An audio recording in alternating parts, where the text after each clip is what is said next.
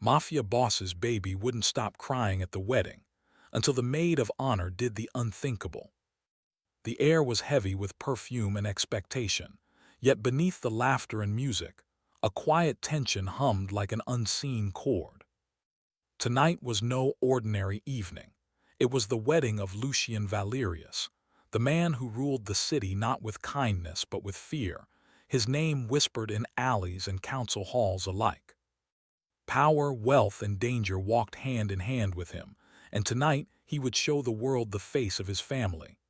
Lucian stood near the altar, his posture perfect, his expression a mask of calm authority. The guests around him smiled and whispered, but he noticed none of it. His eyes were drawn instead to a small bundle in the arms of a nursemaid, his infant son, Adrian. The child's cries cut through the music like a knife, piercing the laughter and echoing through the hall. Lucian's jaw tightened. He was a man used to control over men, over power, over life itself. Yet here, in the Golden Hall, a small, fragile human refused to obey him. The baby's screams grew louder, more urgent, as if the boy could sense the currents of danger and unrest that Lucian himself sometimes ignored. The guests began to murmur. Some tried to soothe the child, offering toys or gentle pats, but Adrian's cries only intensified. The noise was not ordinary, it carried a strange weight, as though the air itself had grown heavy with it. Lucian felt his composure wobble, a rare and unwelcome sensation. From the edge of the hall, Isolde, the maid of honor, watched silently. She was unlike the other women in the room. Her hair, dark and flowing, framed a face that seemed carved from shadows and moonlight. She moved with quiet grace, but there was a weight in her gaze, an understanding that went beyond simple intuition. No one noticed her standing there, not really, but she noticed the child. She noticed him in a way that unsettled even the great Lucian Valerius. "Why is he crying?" a guest whispered near Lucian, fear barely hidden beneath a polite smile. Lucian's lips pressed into a thin line. "He does not cry without reason," he said, his voice low, almost dangerous. "Leave him." Yet the baby's cries did not lessen. Instead, they seemed to thrum with life, resonating deep within the hall. Some guests shifted uneasily, sensing that the noise was unnatural, though none could say why. Isolde took a step forward, her presence suddenly drawing attention. The room seemed to shrink around her, the music fading in comparison to the quiet authority she carried. She approached the baby slowly, deliberately, as though she were crossing a threshold into another world. Lucian's eyes narrowed. He was not used to interference, especially not from someone he had never trusted fully. But something about Isolde made him pause. She did not fear him, did not tremble under his gaze. She simply looked at the child, her dark eyes calm, steady, and piercing. The baby stopped crying for a fraction of a second, and Lucian felt a shiver run through him. He did not like the effect she had, so much power over even the smallest things. He straightened his shoulders, determined to assert control. "Step back," he ordered, his tone cutting through the room like a blade. Isolde's lips curved into the faintest smile. "He is not mine to command," she said softly, "but perhaps I can help him find peace." Before Lucian could respond, she knelt near the infant. She raised her hand, not in a gesture of magic, but almost as if tracing invisible lines through the air. Then she began to hum, a melody older than the city, a song that seemed to flow from deep memory rather than words. It was soft, gentle, but it carried a resonance that tugged at something primal in the child. Adrian's cries slowed, his little fists unclenched. His eyes, wide and luminous, fixed on Isolde as though he recognized her. And then, astonishingly, he was silent. The hum filled the hall, yet no one else seemed to hear it. All eyes turned toward the baby, who now rested quietly, staring up at the maid of honor with a gaze that seemed far older than his months. Lucian felt something shift inside him, a strange mixture of awe, fear, and an unfamiliar tug at his heart. He had never been unsteady, never allowed himself to feel powerless. And yet here he was, watching a child obey someone else and feeling the ground beneath his authority crumble. A guest dared to murmur. How did she do that? Lucian's jaw tightened again and he turned to face Isolde fully for the first time. What did you do? He demanded, though the anger in his voice was mixed with something else, curiosity, disbelief, something he could not name. Isolde's gaze met his, steady and unflinching. I listen, she said simply. The child, he is not like others. He hears things, feels things, things that frighten him. He needed someone who understood. Lucian's fists clenched at his sides. He was a man of action, a man who solved problems with force and fear. But what could force do against a child's cries when the child belonged to a world Lucian barely understood himself? The ceremony continued around them, music swelling, voices raised in celebration. But Lucian felt isolated, trapped in a moment that defied explanation. Isolde remained near the child, her presence calm, almost protective. Every so often, Adrian reached a tiny hand toward her, a gesture that seemed loaded with trust and recognition. Lucian turned away, forcing himself to breathe. He had business to attend to, enemies to impress, the city to control. And yet, he could not shake the feeling that he had witnessed something extraordinary, something that would haunt him long after tonight. The bride, radiant and smiling, took her place at the altar. Guests whispered compliments and congratulations, but the tension in the air lingered. The baby's silence, Isolde's calm, Lucian's uneasy awareness, they formed a triangle of unspoken truths. No one else seemed to notice, but Lucian did, and he did not like it. As the ceremony reached its peak, Isolde remained near Adrian. She hummed again, just slightly, almost imperceptibly. The baby's gaze never left her, and Lucian caught himself staring at the bond between them. Something in it unsettled him, a feeling he could neither name nor ignore. Finally, the moment arrived for the vows. The bride spoke her words, the groom responded. The hall erupted with applause, champagne glasses raised, laughter ringing once more.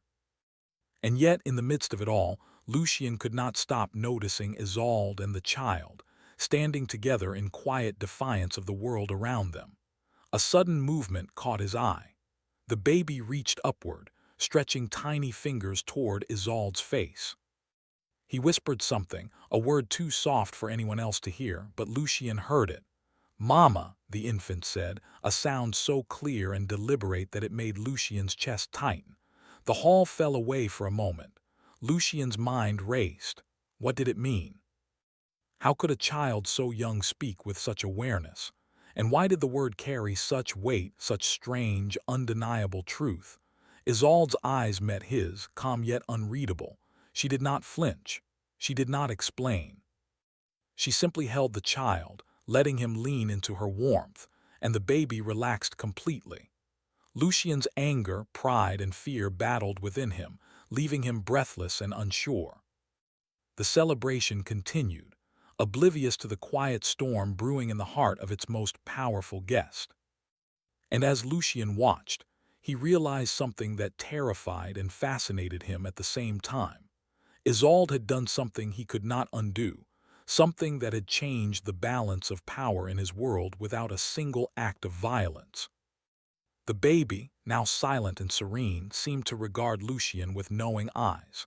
And Lucian, the man who ruled the city with fear and precision, felt a vulnerability he had never known. Tonight, the wedding had been about celebration. But for Lucian Valerius, it had become something else entirely. A reckoning with forces he could not name, with a woman he did not fully understand, and with a child whose cries had pierced not just the hall but the very core of his being. And somewhere deep in his chest, something stirred, a feeling both frightening and irresistible, a promise that this night was only the beginning. The night had fallen like a dark curtain over the city, and Lucian Valerius returned to his mansion with a storm raging in his chest. The wedding had ended, yet its echoes still lingered, twisting in his mind like smoke. The guests had departed, leaving the halls empty except for flickering candlelight and the soft padding of servants' feet. Adrian, his son, slept quietly now, tucked in a gilded cradle that overlooked the city below. But Lucian could not rest. The word the baby had whispered, the word that should have been impossible for one so young, haunted him. Mama. Lucian had confronted Isolde during the wedding, demanding answers. She had only smiled faintly, her calm unshaken, and said, "I understand him." That simple phrase had left him unsettled. What could she possibly understand about a child who seemed different, who seemed to sense things no one else could? Now, in the quiet of the night, Lucian's curiosity gnawed at him. He paced the halls, black velvet shadows stretching along the walls, until he found Isolde seated in the library, her figure bathed in the soft glow of a single lamp. She was reading an old book, its pages yellowed and curling, but her gaze lifted effortlessly when he entered. "You should not be here," Lucian said, his voice tight. "The boy is sleeping." Isolde's eyes met his, steady and unafraid. "He sleeps now because I am here," she replied simply. Lucian's chest tightened. He was used to commanding obedience. He was used to fear bending to his will. But this woman, she defied him without even trying. Something in her presence unsettled him, made his control feel fragile. "What are you?" he asked suddenly, his voice low, almost a growl. Isolde's lips curved in the faintest smile. "I am a friend," she said, "if he will allow it, and he does." Lucian's fists clenched. He wanted answers, he wanted control, but he also wanted to understand. And above all, he wanted the strange calm that Isolde seemed to bring to his son. "Explain," he demanded, striding toward her. "Why did he stop crying? What did you do?" Isolde closed her book, her movements deliberate and slow. She rose and approached the cradle, brushing a soft hand over the sleeping infant's hair. "He is not like other children," she said. "He feels more than most. He hears things that frighten him. And he remembers things he should not. His cries are not for hunger or pain, they are for understanding." Lucian's brow furrowed. Understanding. What could a baby need to understand that would make even his cries so powerful, so unnatural? Isolde's eyes met his, steady and deep. "I can calm him because I understand him, but this is not a simple gift. It is a responsibility, and it carries a cost." Lucian's pulse quickened. Cost. Responsibility. He was a man who had faced assassins, traitors, and rival families without hesitation. But this was unknown territory, and it frightened him more than any knife or gun ever could. "What kind of cost?" he demanded, stepping closer, his voice dropping to a dangerous whisper. Isolde's gaze softened, though her posture remained firm. "A cost of trust," she said. "And of patience, of seeing the world not as it is, but as it whispers to you." Lucian shook his head. He did not like riddles, did not like uncertainty. And yet he could not tear his eyes away from her, nor could he ignore the tiny figure in the cradle, whose breaths came steady and calm under her care. "Patience," he muttered, almost to himself. "I have no patience." "You have it when it matters," Isolde said, her voice gentle. "And perhaps you will find it now." Lucian's chest tightened. He wanted to believe her, to understand her, but a lifetime of control and command had taught him to fear the unknown. Still, something in Isolde's quiet confidence, in the way Adrian leaned toward her warmth, made him feel exposed in a way he had never known. The night stretched on, the mansion silent but for the occasional creak of wood and the soft sighs of the sleeping child. Lucian found himself pacing again, unable to stay still, unable to stop thinking about the small, knowing eyes of his son. How could a child so young carry such weight in his gaze? And how could a woman, a mere maid of honor, command it so easily? Finally, unable to contain himself, Lucian stopped. He stood by the cradle, staring down at Adrian, who stirred slightly but did not wake.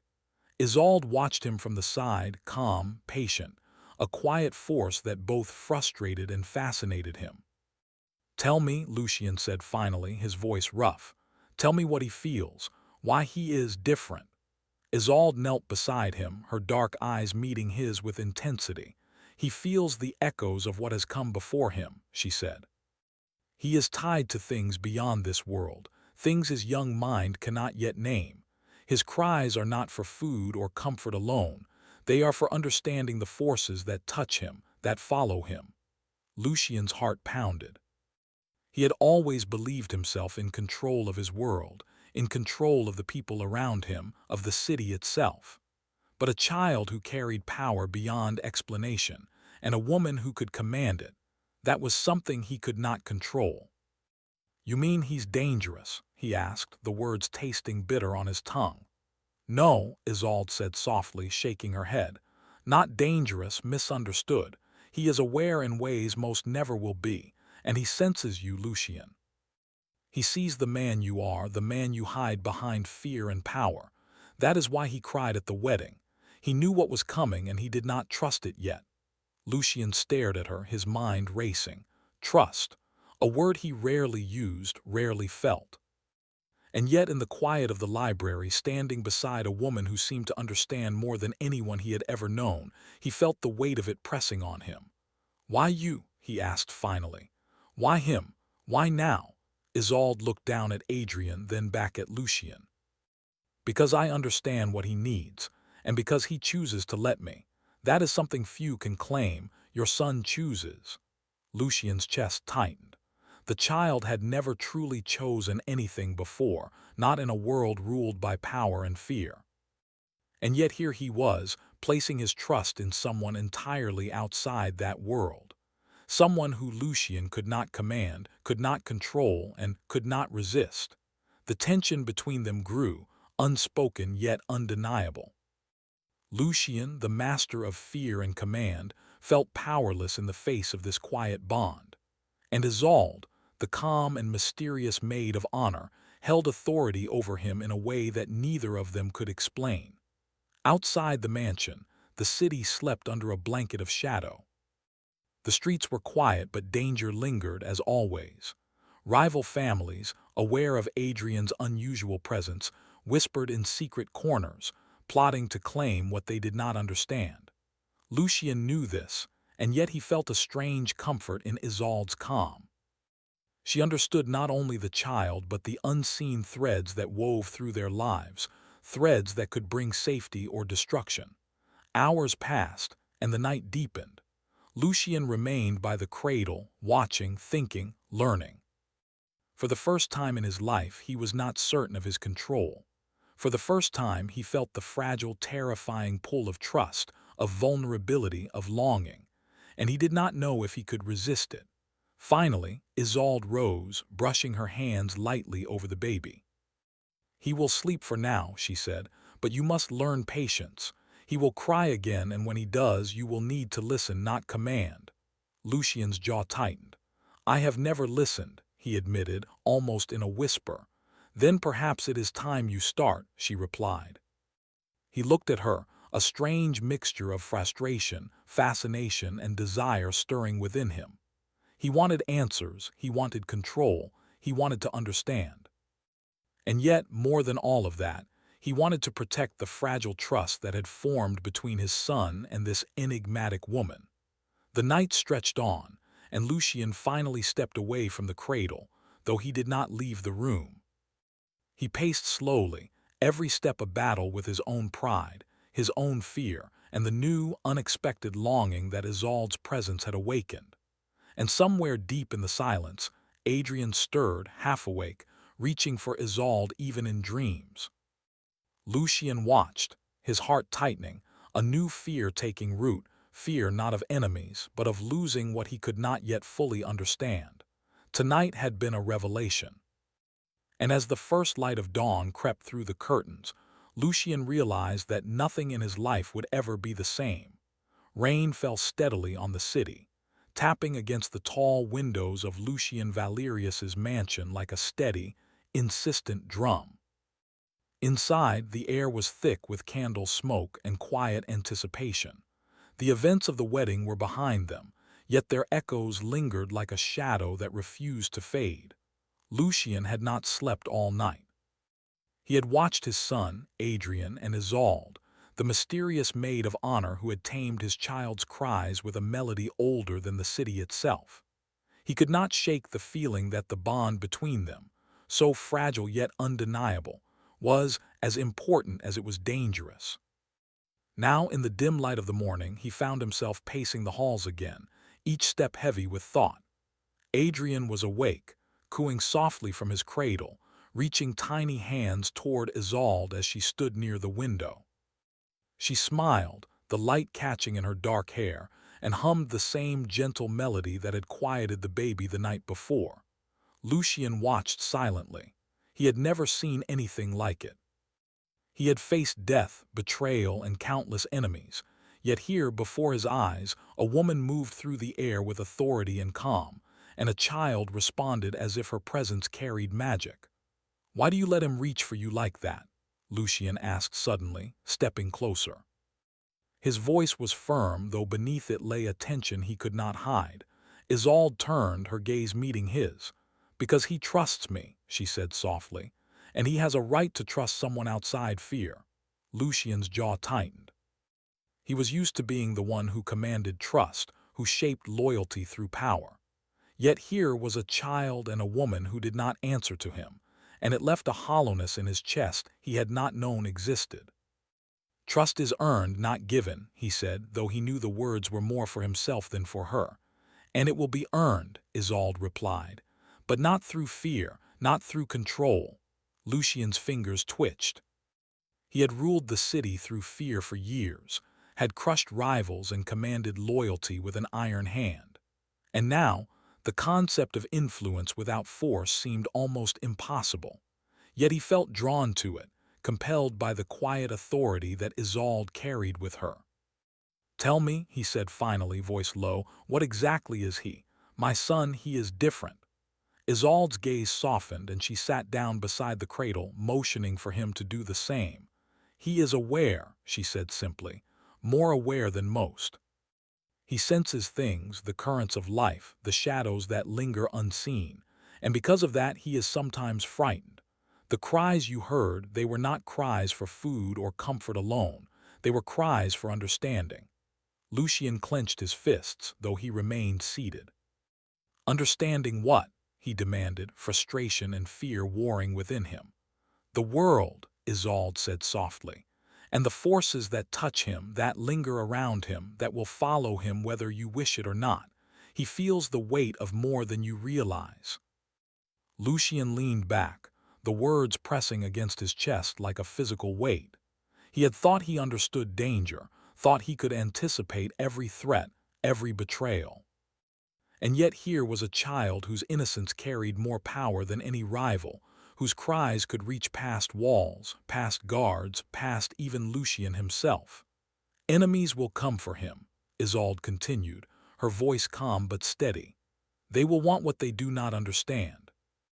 And you will be forced to choose between control and protection." Lucien's heart raced. He had built an empire on control. He had never failed, had never been weak. Yet the thought of losing his son, of failing to protect him, left him vulnerable in a way that terrified him. He leaned closer to the cradle, watching Adrian stretch tiny fingers toward Isolde. The child's eyes glimmered with an intelligence far beyond his months, and Lucien felt a strange fear twist in his chest. For the first time in his life, he did not have all the answers. For the first time, he did not feel in control. Isolde looked at him, calm and unwavering. "You do not need to control him," she said. "You only need to protect him and to trust yourself and others to do the same, even if that means letting go of some control." Lucien's eyes darkened. Letting go of control, he had never done such a thing. He had ruled men, feared by all, never allowing weakness. And yet, the thought of trusting someone else, of relying on another, filled him with both fear and longing. Outside, the storm raged. Thunder shook the mansion and rain streaked down the windows, as if nature itself were mirroring the turbulence inside Lucien's mind. Suddenly, a servant appeared at the door, bowing low. "Sir," the man said, voice tight with fear, There are people outside." They seemed suspicious, asking questions about the child. Lucian's jaw tightened. He had expected challenges, rivals seeking to test his strength, but now the threat felt closer, more immediate. He rose, moving toward the window, eyes scanning the darkened streets below. Shadows shifted in the rain, figures moving with purpose and secrecy. "They are here," he said, voice low, almost a growl, "and they will not leave until they know what they want. I need to protect him." Isolde stood beside him, placing a calm hand on his arm. "And you will," she said softly. "But you are not alone. You do not have to face this alone. We, Adrian and I, will help." Lucian looked at her, startled. Her words carried weight, authority, and something more, something he did not expect: trust. And for the first time, he considered the possibility of relying on someone other than himself. The day passed slowly, each hour stretching with anticipation and tension. Lucian remained close to Adrian, observing him, learning the patterns of his cries and quiet moments.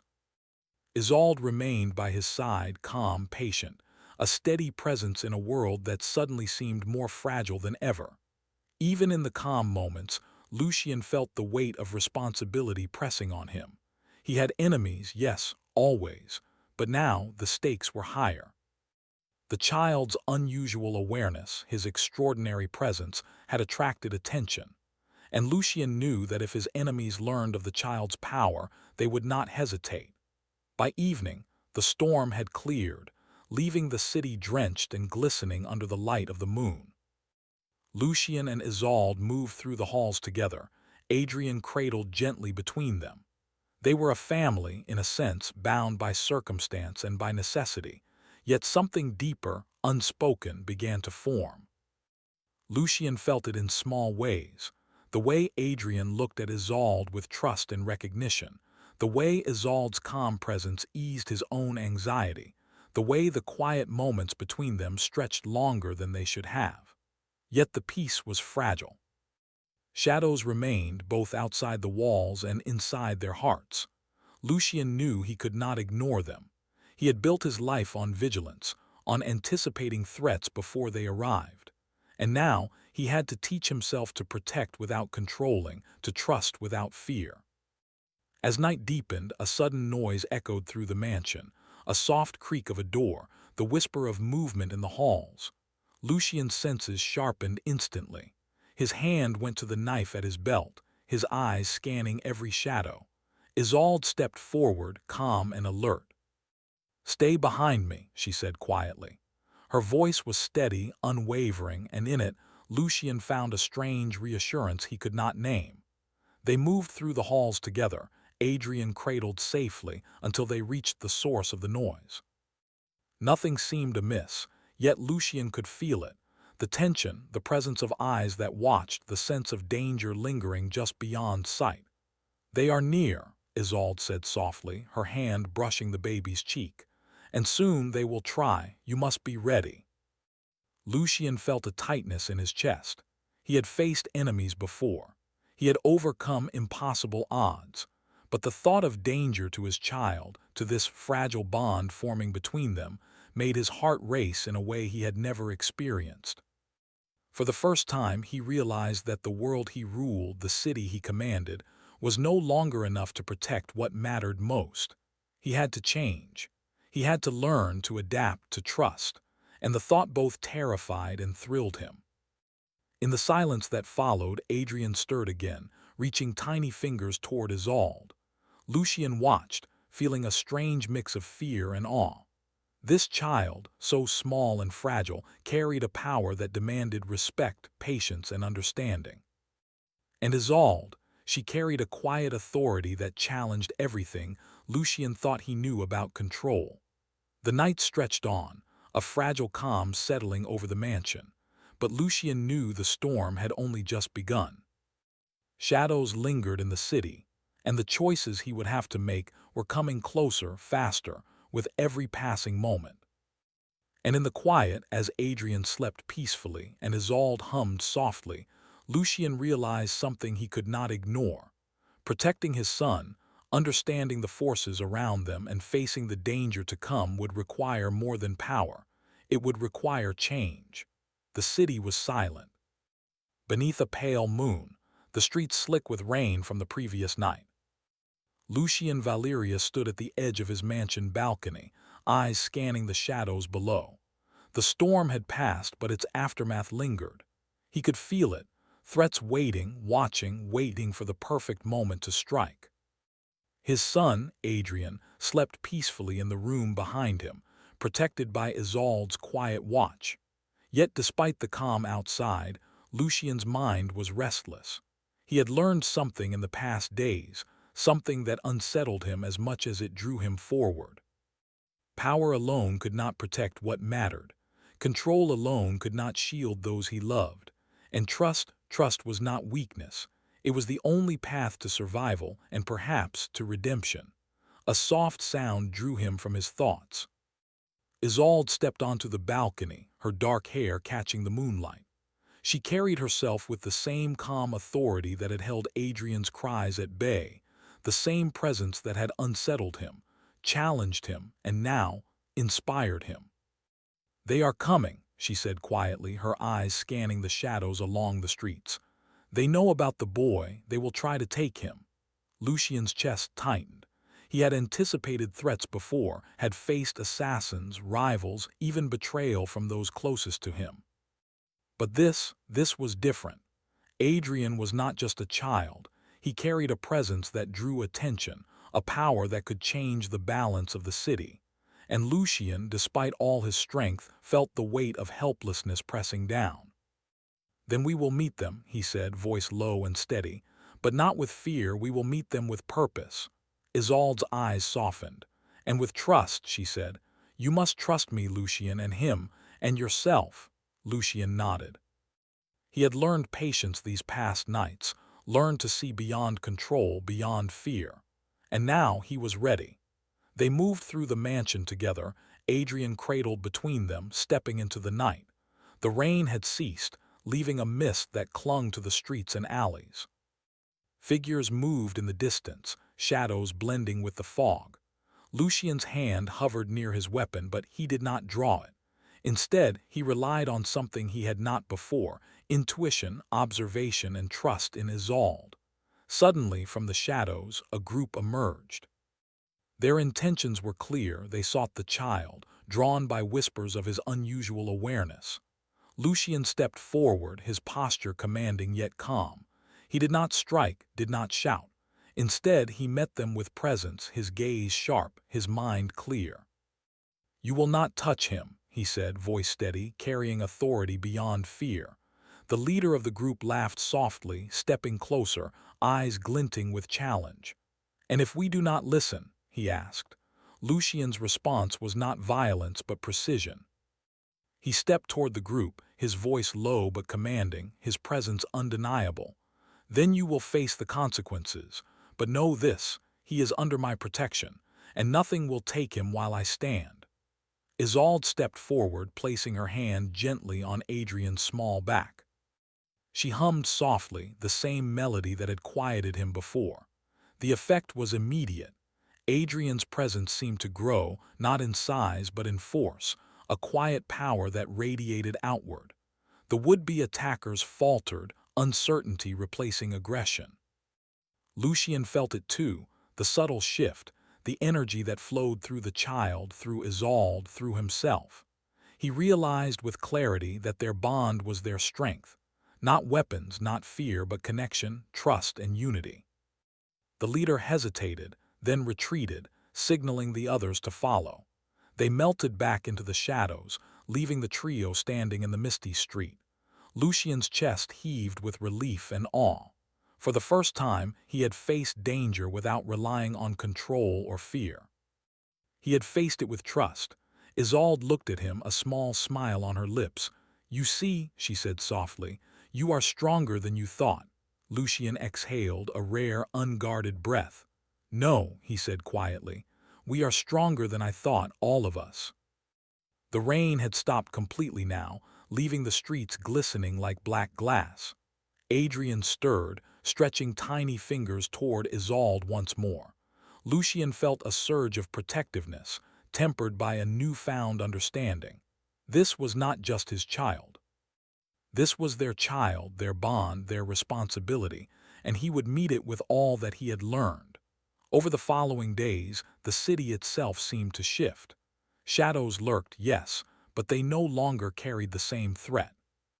Lucien moved through his world with renewed clarity, his alliances stronger, his enemies cautious. But most importantly, he had learned to trust, not blindly, but wisely, with the understanding that strength could come from connection as much as force. Isolde remained by Adrian's side constantly, her presence a calm center in the chaos of their lives. Lucien watched the bond between them deepen, the child's trust evident in every movement, every glance. And he realized with an unfamiliar warmth that he was not jealous but grateful. She had become their anchor and in doing so had transformed their lives. One evening, as the sun set behind the distant mountains, painting the sky in shades of gold and crimson, Lucien found himself seated beside Isolde and Adrian on the balcony. The city stretched out below them, its noise muted by distance and perspective.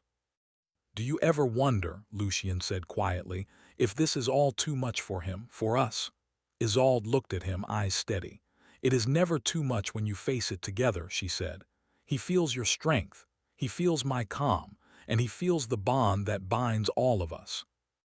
That is more than enough." Lucien nodded slowly, the weight in his chest easing. He had spent a lifetime seeking control, seeking power, seeking respect.